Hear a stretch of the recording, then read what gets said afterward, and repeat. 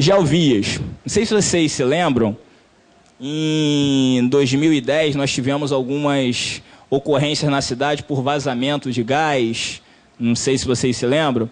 Aquilo ali culminou na seguinte coisa: a cidade do Rio de Janeiro, ano que vem, faz 450 anos. Inacreditavelmente falando, nós não conhecíamos o nosso subsolo. Não sabíamos quais as concessionárias, quais as empresas que passavam na Rio Branco, na Presidente Vargas, não sabíamos no detalhe. Hoje, graças à iniciativa do prefeito lá atrás, que reuniu as empresas, obrigou as empresas a entregarem para a prefeitura o cadastro de todas elas, hoje eu posso dizer para vocês que num curto espaço de tempo nós temos inventariado todo o subsolo da cidade. Isso tudo de forma digital. Então, quando uma concessionária, quando uma empresa vai solicitar à Secretaria de Conservação determinada licença para fazer determinada obra em determinada rua, antes de qualquer coisa, nós abrimos aquela solicitação dela no Geovias e sabemos todos os operadores de subsolo naquela região.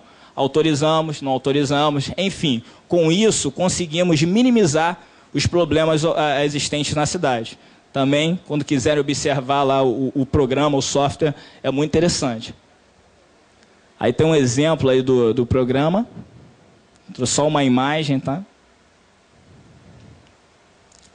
O SGPU foi isso que eu acabei de falar do inventário da cidade, que a gente está nessa fase de teste. Nós já temos inventariado, por exemplo, nesse teste, todo o bairro de Vila Isabel.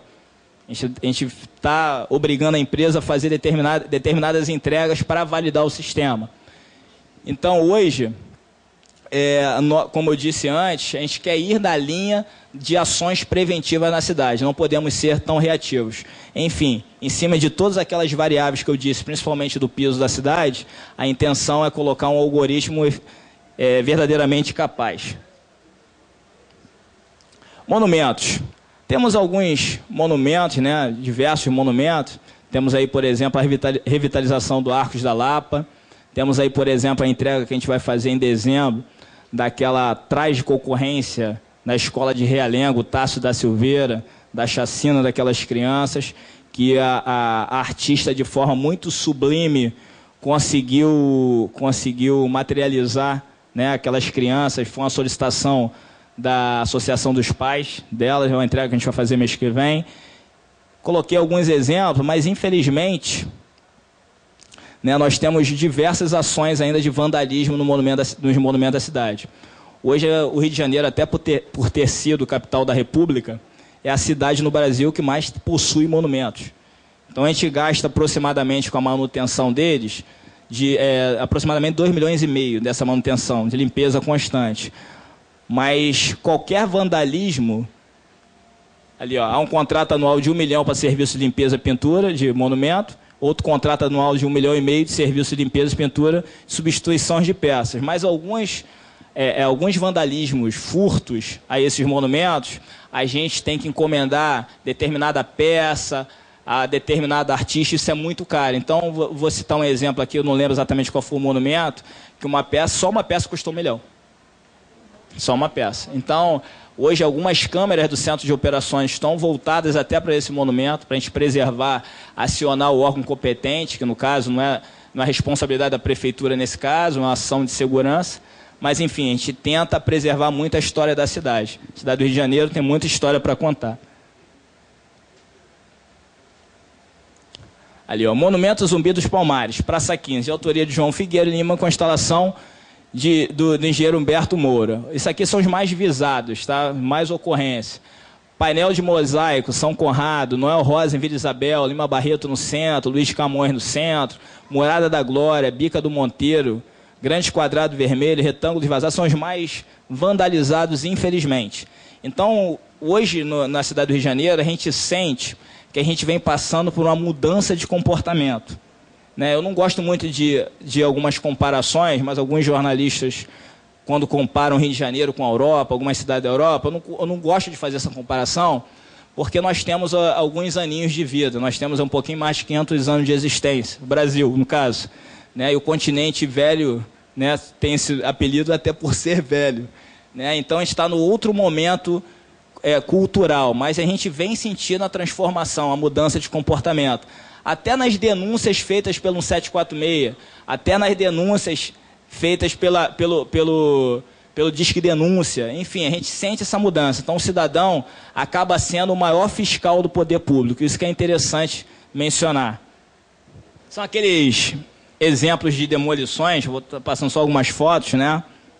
Que não é uma tarefa simples, a gente acaba não quantificando o número de operações de demolições que a gente faz na cidade, é uma coisa absurda. A cidade do Rio de Janeiro, município, tem em sua tarefa não proibir construções irregulares, por exemplo, e não é fácil acompanhar isso, tá? Não é muito fácil.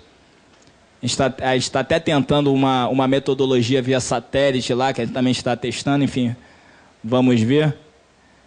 Existem algumas fotos aí. Essa foi a usina de asfalto que eu falei, a mais moderna do Brasil, no Caju. Né, que a gente tem um laboratório lá fantástico, reconhecido pela Petrobras e tudo mais. Temos algum exemplo. Eu brinco aqui, isso aqui foi o asfalto mais difícil que a Secretaria fez na vida. Foi isso aqui, ó, da Vista Chinesa. Pela umidade da região, não foi fácil. Então, diversos testes foram feitos na usina, nós conseguimos aplicar um asfalto SMA, que é um asfalto de pista de automobilismo lá naquela região, mas de uma forma muito especial, por ser muito úmido. Graças a essa usina a gente conseguiu testar. Vale Ponto, que eu falei também, para quem não conhece, fica ali no Parque dos Patins. Transcarioca, né, que... se eu perguntar aqui, o que vocês acham que foi o mais difícil para a cidade do Rio de Janeiro para validar lá na sua candidatura para sediarmos as Olimpíadas de 2016? Algumas pessoas, na sua grande maioria, achavam que era o fator segurança e nunca foi. Nunca foi. O maior desafio da Prefeitura do Rio para validar a sede era justamente o fator mobilidade. Todo mundo prefere metrô. Metrô eu acho que é considerado o melhor modal de transporte existente, só que, infelizmente, nós temos um passivo de anos. Como eu falei, a cidade do Rio de Janeiro vai fazer 450 anos. Né? E a única forma de ganharmos foi apresentar uma solução prática, rápida e, obviamente, barata. E foi feito os BRTs, apresentaram o modelo BRT. Né? Visitamos lá a Transcarioca com o Dr. Francis e alguns membros aqui do clube, né? Que liga a Barra da Tijuca ao Galeão, tá? Que mudou muito a vida das pessoas, principalmente na Zona Norte. Além de ser uma grande obra de mobilidade, foi uma grande obra urbanística por onde passou. E eu costumo dizer também que o BRT tem três pernas aí para equilibrar. A Secretaria de Obras, né, para construir, a Secretaria de Transporte para fiscalizar a concessão, já que é uma concessão, e a Secretaria de Conservação para manter, tá? Que também não é fácil. Nós vimos, até comentei isso na nossa visita, é uma transformação de gestão, de operação do cidadão. Nós temos, em toda a Transcarioca, vou citar um exemplo aqui, nós temos uma grade de 1,10 m aproximadamente de altura, que ela foi colocada ao longo da via para não permitir que as pessoas cruzassem a calha do BRT, a via por onde o BRT passa, para preservar justamente a vida das pessoas, para obrigar as pessoas a atravessar na faixa pedestre. E em alguns pontos, as pessoas abrem a grade, fazem buracos ali, passagens, para facilitar o seu dia a dia. Facilitar, entre aspas, aumentando o risco de atropelamento e outras coisas mais. Então, isso é uma mudança de comportamento. Tivemos muitos problemas no início, mas já estamos mudando esse tipo de comportamento, por exemplo. Então, é desafiador. Algumas ações da Prefeitura, inevitavelmente, passam pela mudança de comportamento. Mas é importante dizer que o cidadão vem melhorando isso a cada dia. Tá? Qualquer mudança traz transtornos, mas com o tempo as pessoas vão se adaptando. Nós temos a Conlurb aí, ó, só para a gente ter alguns números. A Conlurb é a empresa de limpeza urbana, a maior empresa de limpeza urbana da América Latina. Nós coletamos aproximadamente por dia 10.100 toneladas. nós temos na empresa 20.834 pessoas, é um exércitozinho, né? Equipamentos e veículos, nós temos 1.301 equipamentos e veículos, nós limpamos 13.750 quilômetros de sarjetas, nós prestamos serviço em 5 hospitais, 29 parques, e são, isso aqui, ó, que é a grande dificuldade em resolver, 650 mil árvores na cidade do Rio de Janeiro, aproximadamente. Num 746, nós temos aproximadamente, por dia, 1.300 solicitações de poda de árvore. 1.300 solicitações de poda de árvore. Nós temos um passivo enorme de amendoeiras na cidade, que destroem as calçadas, que não é fácil. E eu brinco também que 2 coisas prendem nessa vida: não pagar pensão alimentícia e cortar árvore de forma irregular. Né? Porque hoje, só para vocês entenderem, quando uma pessoa liga para um 746 e solicita uma poda de árvore, não é só ligar que a Conlurb vai lá fazer a poda, não. Não é tão simples assim. Ela tem que sofrer, ela entra numa fila, ela sofre a fiscalização no engenheiro agrônomo ou florestal da Conlurb. Ele vai lá ver se realmente precisa fazer a poda. Verificado que sim, ele vai decidir se a poda é A, B ou C. Para cada tipo de poda existe uma logística, com pessoas e materiais específicos. Ele volta para a Conlurb e marca o dia da poda efetivamente. Então não é um processo simples.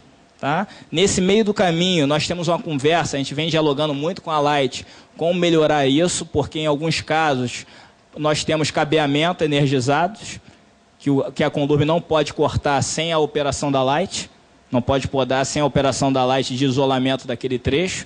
Então, não é simples, existem vários desafios.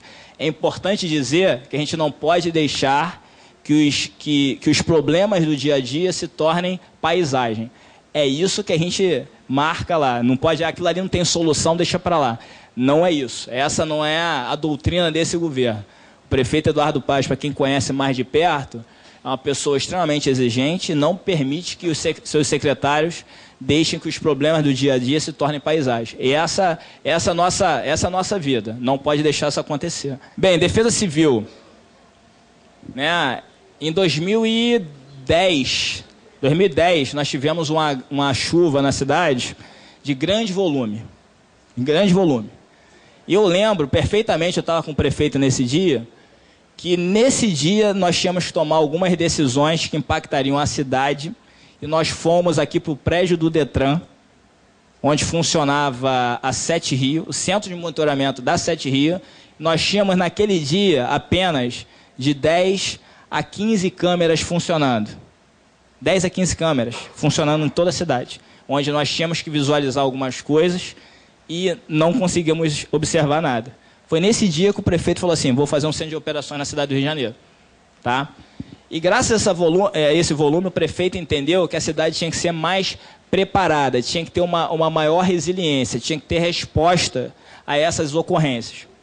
Então, o nosso melhor número da prefeitura é que desde 2010, não temos uma morte na cidade em decorrência de chuvas. Esse é o melhor número da prefeitura, que eu tenho muito orgulho de dizer.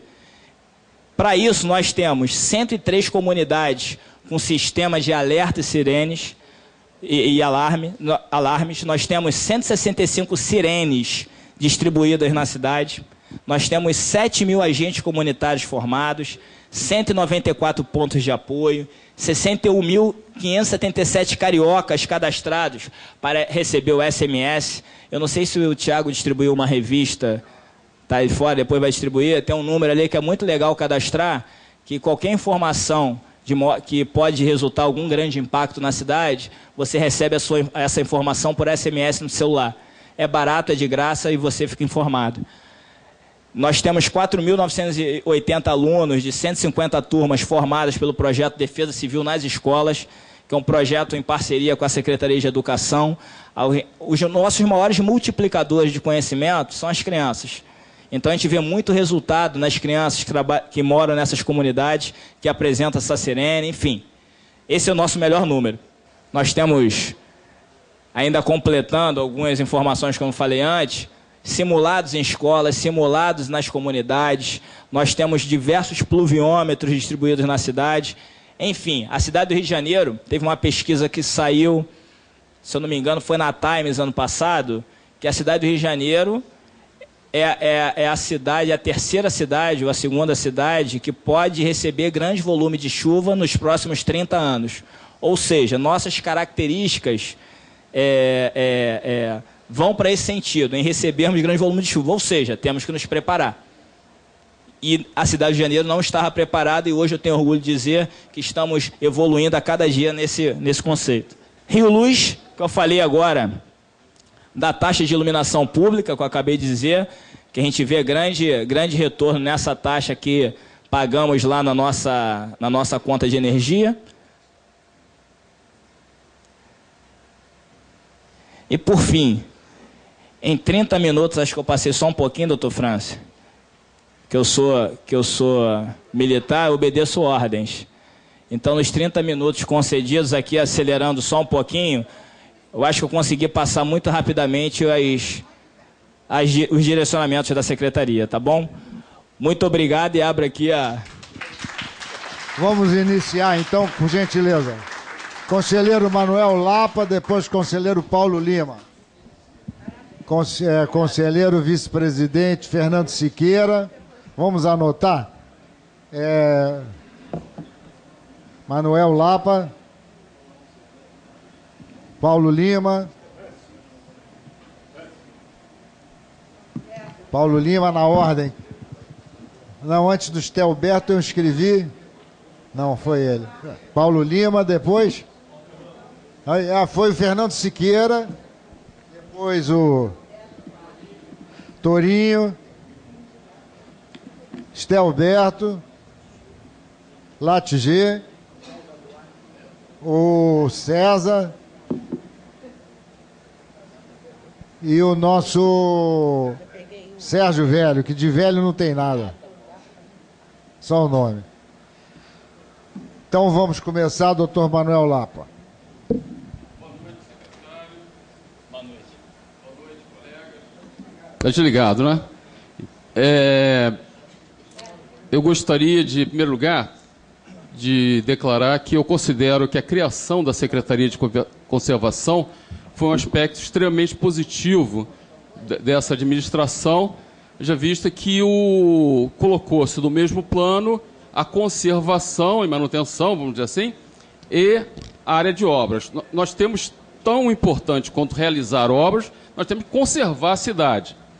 E várias questões eu poderia falar, eu quero ressaltar a questão do subsolo da cidade, que essa questão do cadastro do subsolo sempre foi